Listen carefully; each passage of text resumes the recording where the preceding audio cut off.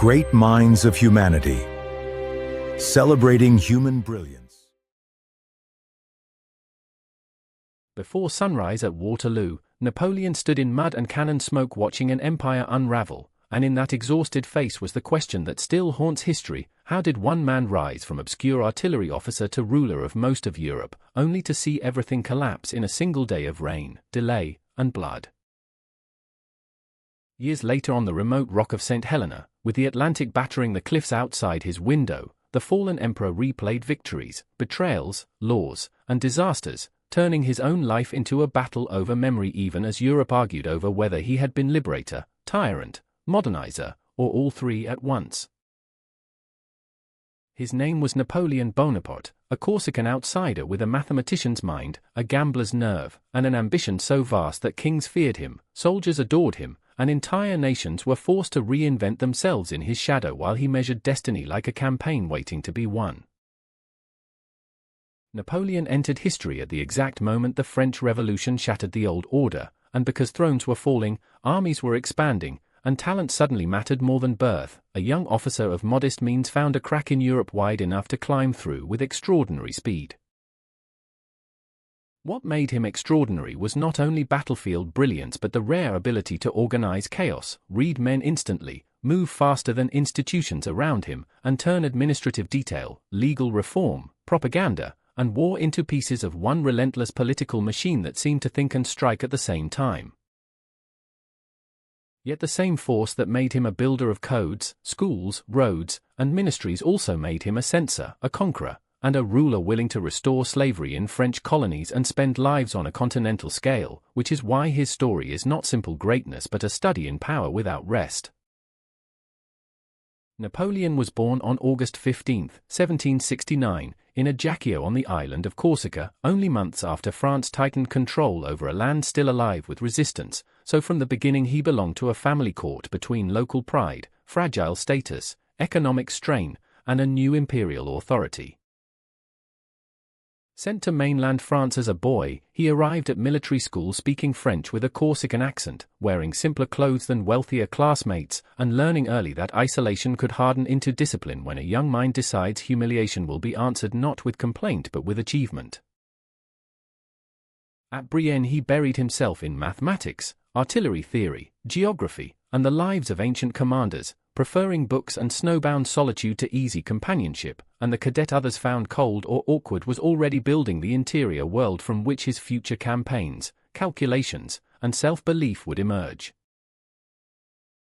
When his father died, the teenage Napoleon inherited real responsibility before adulthood, and as a newly commissioned artillery officer posted far from glamour he began supporting his family, measuring every expense, every posting, and every chance for advancement with the severe practicality that would mark him for life.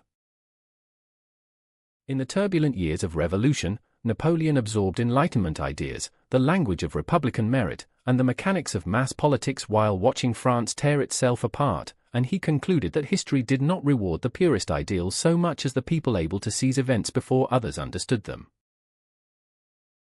His first great opening came at Toulon in 1793, where he saw more clearly than older commanders that artillery, placed boldly and used with precision, could break the port and force the British fleet away, turning a chaotic siege into a demonstration of intellect translated directly into firepower.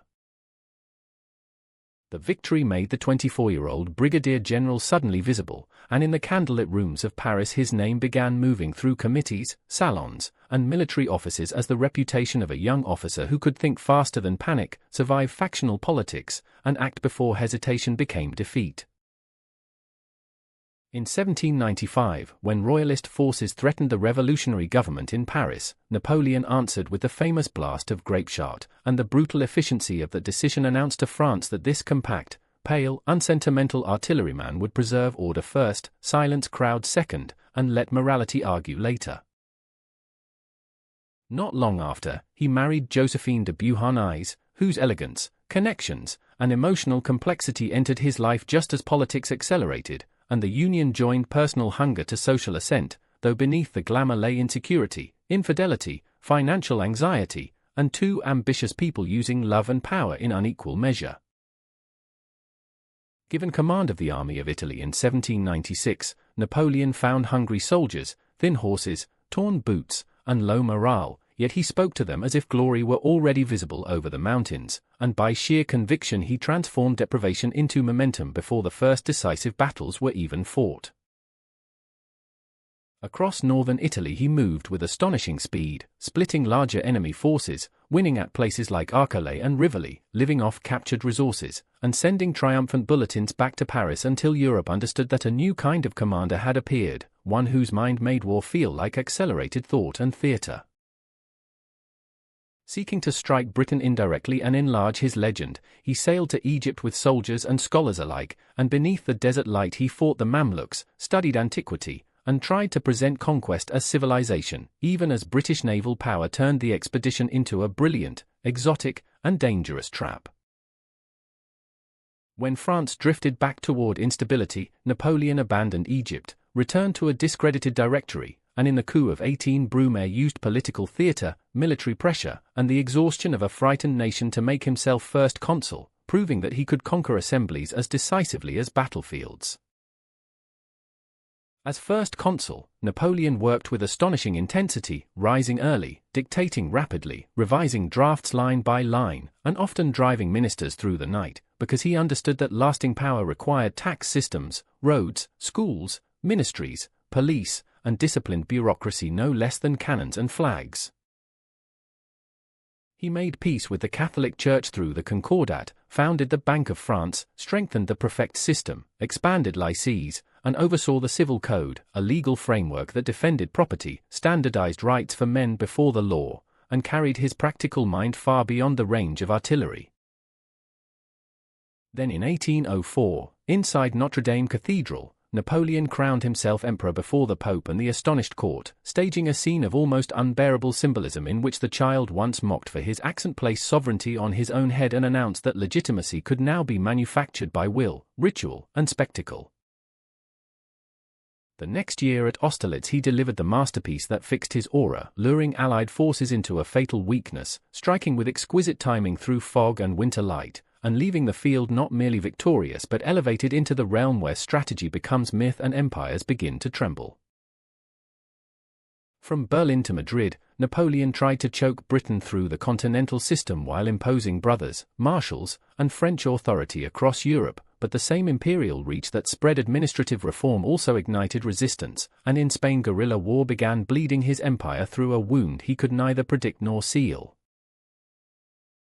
In 1812 he marched the Grande Army into Russia with confidence worthy of his greatest years, commanding one of the largest forces Europe had ever seen, yet distance, scorched earth, disease, and overextended logistics turned the campaign into a test not of genius alone but of whether any man could dominate geography and climate.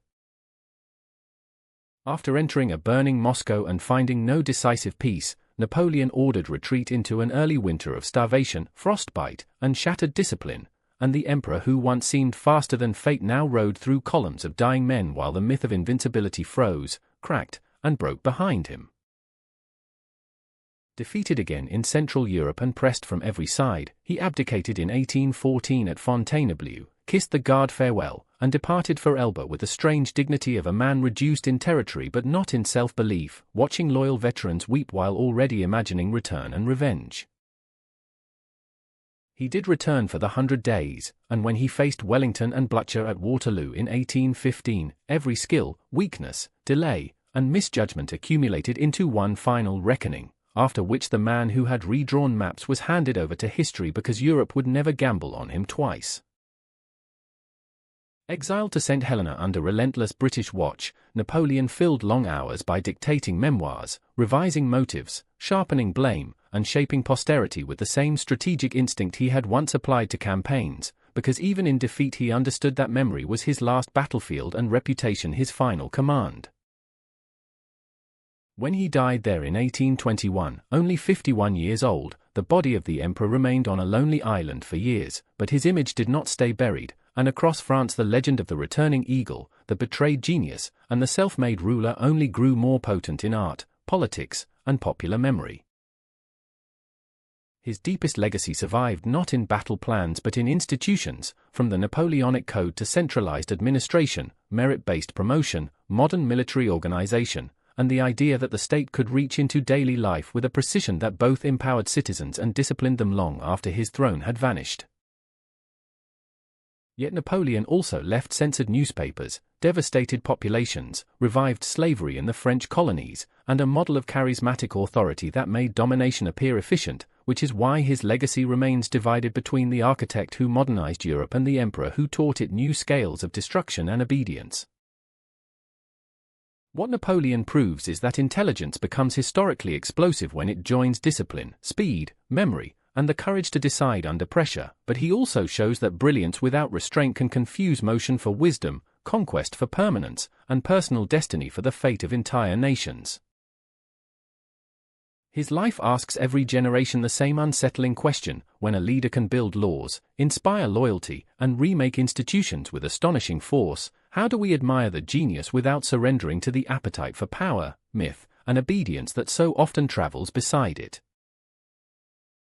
If Napoleon Bonaparte's rise and fall changed how you think about ambition, leadership, memory, and the price of greatness, like this video, share your perspective in the comments, and subscribe to Great Minds of Humanity for more cinematic stories of the people who reshaped our world.